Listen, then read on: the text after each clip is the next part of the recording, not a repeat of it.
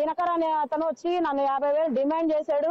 అది నేను ఇవ్వకపోవడంతో అతను ఇట్లా రకరకాలుగా IPSలు IASలు అందరూ నా కౌగిల్లో ఉన్నారని నా క్యారెక్టర్ అసోసియేషన్ చేస్తా ఈ యూట్యూబ్లో అంతా ఆయన మెహర్బానీ కోసం ఆయన ఛానల్ వ్యూస్ కోసం నన్ను వాడుకుంటున్నాడండి. ఆంధ్రజ్యోతిలో పెద్ద పేపర్కి ఎక్కించారు నన్ను, సామాన్యురాల్ని పెద్ద పేపర్కి ఎక్కించి నన్ను పెద్దదాన్ని చేసి ఇట్లా వైరల్ చేస్తా ఉన్నారు. నన్ను పాపులర్ చేసినందుకు వాళ్ళకి ధన్యవాదాలు నేను తెలియపరుస్తాను. కానీ నా క్యారెక్టర్ అసోసియేషన్ చేసే అంత హక్కు దినకర్కి కానీ మహా టీవీకి కానీ ఎక్కడి నుంచి వచ్చిందని నేను ఒక ఛానల్లో నిన్న అడిగానండి. వాళ్ళు లైవ్ కూడా వేశారు. అట్లా కదా అరుణ గారు, నేనేమంటానంటే ఇవాళ మీరు పాపులర్ అయ్యాను అంటున్నారు. అది మీరు చెప్తున్న ఛానల్ ఒక్కటి కాదు, అన్ని ఛానల్స్లో ఇంక్లూడింగ్ మా ఛానల్లో కూడా వీడియో ప్లే చేస్తున్నాం.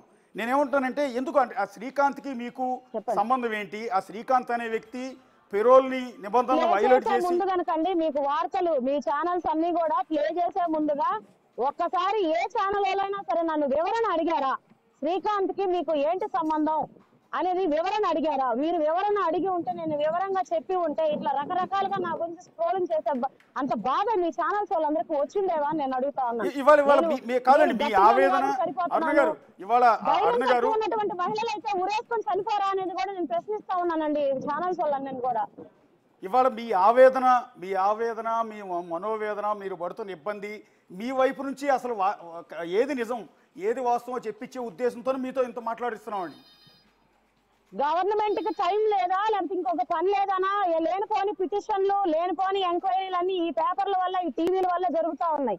ఈ వచ్చే స్క్రోలింగ్స్ మీద గంటేరు డిపార్ట్మెంట్ మొత్తం పడి ఒక్కొక్క వార్త ఫేక్ వార్త వస్తుంటే ఆ వార్త మీద పట్టుకొని ఎంక్వైరీలని జైలు చుట్టూ తిరగడం, మా చుట్టూ తిరగడం, మా యొక్క వ్యక్తిగత విషయాలన్నీ అడగడం, మా యొక్క ఫైనాన్షియల్ విషయాలు ఏముందండి ఇక్కడ? నేను తెల్ల రేషన్ కార్డు నాకుంది, వెరిఫై చేసుకోండి. ఏం నాకు కోట్ల ఆస్తుందని చెప్పి మహాన్యూస్ పెద్దగా స్క్రోలింగ్ చేస్తున్నా. ఆవిడైతే నాకు అసలు ఆవిడ చూస్తేనే అసహ్యం వేస్తుంది. అసలు యాంకర్ అయితే అయింది కానీ నా కోసమే యాంకరింగ్ నేర్చుకున్నట్టున్నాను. ఒక మహిళ గురించి ఇంకొక మహిళ సాటి మహిళ యాంకరింగ్ చేసేటప్పుడు కనీసం ఆ హైప్ అన్న తగ్గిద్దామని లేదు. దగ్గర కూర్చొని నేను ప్రేమించి నేను పెళ్లి చేసుకోవాలనే వ్యక్తిని దగ్గర కూర్చొని నేను చేతి క్రీమ్ రాయించుకుంటే ఆవిడకి వచ్చిన నష్టం ఏందో? నేనేమన్నా వాళ్ళ బంధువులతో ఉన్నానా లేకపోతే వాళ్ళకి సంబంధించిన వాళ్ళతో ఉన్నానా? ఆమె ఇంత నుంచి ఆ ఏళ్ళ నుంచి కాళ్ళ నుంచి ఏళ్ళకి నా మీద రకరకాలుగా చెప్పి యాంకరింగ్ చేసి ఆమె అయిపోవాలని చూస్తా ఉంది. ఫస్ట్ అట్లా కదా అరుణ గారు, ఇప్పుడు దినకర్ మీద నెల్లూరు ఎస్పీ గారిని కలిశానండి. నెల్లూరు ఎస్పీ గారిని కలిసి అతని మీద రిటర్న్ గా కంప్లైంట్ ఇచ్చాను నేను. నాకు సమాధానం మహా టీవీ వాళ్ళు దినకర్ చెప్పాలి. నా IPS కానీ IASలు కానీ నా కౌగిట్లో ఎక్కడున్నారు? నీ దగ్గర ఒకటన్నా ఉందా? ఒక ఫోటో ఉందా? ఒక వీడియో ఉందా? ఈ జిల్లాకు వచ్చిన కన్సల్టెంట్ ఎస్పీ గారికి అందరు పోయి కలిసినట్టే నేను పోయి కలిస్తే ఆ ఫోటోలు స్క్రోలింగ్ చేసి నా కౌగిట్లో ఉన్నారని చెప్పడానికి నువ్వెవరవయ్యా అసలు? నేను బిగ్ టీవీ తరపున నేను నా ఆవేదన వ్యక్తం చేస్తున్నా. ఇది మీరు స్క్రోల్ చేయండి. ఏ టీవీ వాళ్ళు నాకు వేయట్లేదు ఇది అన్ని దాన్ని కట్ చేస్తాను. అసలు మీరు అన్నట్టు ఒకటండి, మీరు అన్నట్టు ఎంటైర్ పోలీస్ డిపార్ట్మెంట్ మొత్తం నా చేతిలో ఉంటే ఈ రోజు నాకు ములాఖాత్ ఇవ్వలేదండి. పొద్దున్నీ సాయంత్రం పొద్దు నుంచి ఇప్పటి వరకు నేను బయట అందరితో జనాలతో పాటు నేను అక్కడ అనాథలాగా నిలబడుకొని ఉన్నాను జైలు బయట. ఇంతవరకు శ్రీకాంత్ హెల్త్ ఎలా ఉందని కానీ శ్రీకాంత్ ఎలా ఉన్నాలని కానీ జైలు నాకు చూపించట్లేదు, నాకు ములాఖాత్ ఇవ్వట్లేదు. ఇదిగో ఆధార్ కార్డు పట్టుకొని నిలబడుకున్నాను. అంత సీన్ ఉంటే నేను తెచ్చుకుంటానండి. నేను చెప్పేది వినండి. అంటే జీవిత ఖైదు పడిన ఒక బహుశా మర్డర్ కేసులో అనుకుంటా ఆయనకి జీవిత ఖైదు పడింది.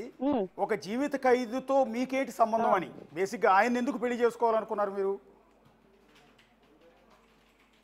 నా భర్త చనిపోయాడండి. చనిపోయిన భర్త వాయిస్ ఆయన వాయిస్ ఒకేలా మ్యాచ్ అవడంతో నేనే మ్యారేజ్ ప్రపోజల్ పెట్టానండి. వాళ్ళ ఇంట్లో గానీ మా ఇంట్లో గానీ కూడా ఒప్పుకో ఉన్నారు.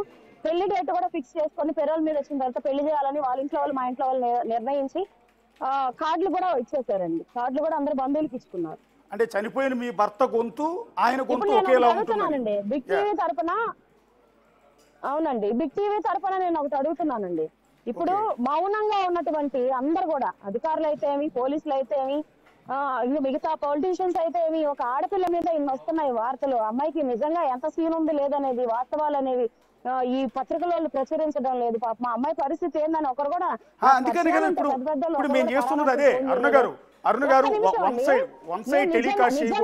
నిజంగానే ఒక నిమిషం నేను ఈ ఒక్క లైన్ చెప్పనివ్వండి. నిజంగానే నాకు అంత సీన్ ఉంటాయండి. వైసీపీ గవర్నమెంట్ 2023లో జీవో నంబర్ 58 తెచ్చిందండి. ఆ 58 ని ఇంప్లిమెంటేషన్ చేయకుండా ఆపేసింది. కూటమి ప్రభుత్వం వచ్చాక జియో ఇంప్లిమెంటేషన్ అయితే 300 మంది పైగా, అంటే అప్పట్లో దాదాపుగా ఇప్పుడైతే 500 మందికి పైగా ప్రిజనర్స్ అందరూ కూడా వాళ్ళ సత్ప్రవర్తన కలిగిన లిస్ట్ అవుట్ చేసుకొని వాళ్ళ బయటకు వదిలితే కుటుంబాలతో కలిసి మనుషుల్లాగా జీవిస్తారండి. అది తుంగలో తొక్కేసి సుప్రీంకోర్టు గైడ్ లైన్స్ ఇవ్వకపోయినా, సుప్రీంకోర్టు ఎక్కడ రిటర్న్ గా చెప్పకపోయినా, వీళ్ళు కూటమి ప్రభుత్వం వచ్చాక కొంతమంది అధికారులు, నేను గవర్నమెంట్ అనడం లేదండి, కొంతమంది అధికారులు గవర్నమెంట్ కి చెడ్డ పేరు తేవడానికి జీవోఎంఎస్ నంబర్ 71 తీసుకొచ్చారు. దాని మీద పోరాడండి ఎంటైర్ మీడియా మొత్తం. దాని మీద మీరు పోరాటం చేయండి. మా పేరు రద్దు చేయడం కదా, ఆంధ్రజ్యోతికి నేను సవాల్ విసురుతున్నానండి. జీవో నెంబర్ 71 ఈ సుప్రీంకోర్టు ఎక్కడ రిటర్న్ గా చెప్పింది అని మీరు గవర్నమెంట్ ని క్వశ్చన్ చేస్తూ మీ మెయిన్ పేపర్ లో రాయండి. 45 లక్షలు 50 లక్షలు ఇస్తే గానీ రాయరటండి మెయిన్ పేపర్ లో. నా గురించి ఎందుకు అనవసరంగా టైం వేస్ట్? 500 మంది ప్రిజనర్ జీవితాల్లో మీరు వెలుగు నింపులో అవుతారు. జీవోఎంఎస్ నంబర్ 71 మీకు దమ్ముంటే రద్దు చేయమని అడగండి. నేను ఈరోజు ఛాలెంజ్ చేస్తున్నాను ఏబిఎన్ వాళ్ళకి, ఆంధ్రజ్యోతి వాళ్ళకి. ఇది వేసిన మీడియా వాళ్ళందరూ కూడా జీవోఎంఎస్ నంబర్ 71 ఎవరు చెప్తే తీసుకొచ్చారు? గవర్నమెంట్ కి ఎందుకు చెడ్డ పేరు తీసుకొచ్చే విధంగా అట్లాంటి జీవో తీసుకొచ్చారు? ప్రిజనర్స్ అందరూ మీకు ఏం అన్యాయం చేశారు అనేది ఆ యొక్క జీవోఎస్ నెంబర్ 71 తీసుకొచ్చిన అధికారుల్ని, జైల్ డిపార్ట్మెంట్ ని, ఇంకొక డిపార్ట్మెంట్ ని అడగండి. మీకు దమ్ముంటే జీవోఎస్ నెంబర్ 71 రద్దు చేయండి. రద్దు చేయండి. ఏబిఎన్ లోగోని, వాళ్ళ ఆంధ్రజ్యోతి పేపర్ ని ప్రిజనర్స్ కుటుంబాలన్నిటికీ డైలీ నేనే వాళ్ళకి వెయ్యమని చెప్పి నేనే తీసుకెళ్లి ప్రమోషన్ ఇస్తాను. వాళ్ళ పూజ గదుల్లో మీ యొక్క లోగో పెట్టిస్తాను, పూజలు చేస్తారు రోజు.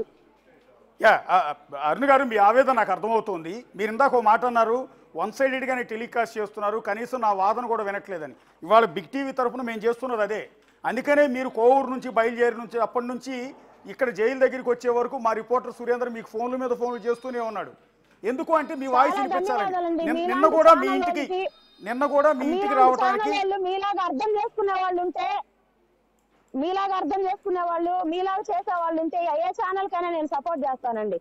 నా బాధ, నా ఆవేదనే కాదు, ప్రిజనర్స్ కి జరుగుతున్న అన్యాయాలు కూడా చేస్తాను. నేను గవర్నమెంట్ ఎప్పుడు నిందించలేదండి. ఎందుకంటే నేను అటు వైసీపీ ఇటు టీడీపీ పార్టీని ఇంక్లూడ్ చేయట్లేదండి. నేను నలుగురు కోసం మంచి కోరుకునేదాన్ని.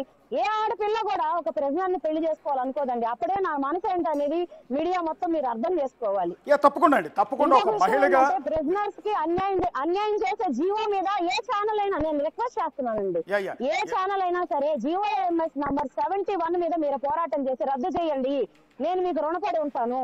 ఆ జీవోఎంఎస్ నంబర్ 71 వచ్చిన తర్వాత ప్రిజనర్స్ కుటుంబాలన్నీ కూడా ఇదే జైల్లో చంద్రబాబు నాయుడు గారికి ఒక ప్రిజనర్ వీరాభిమానండి.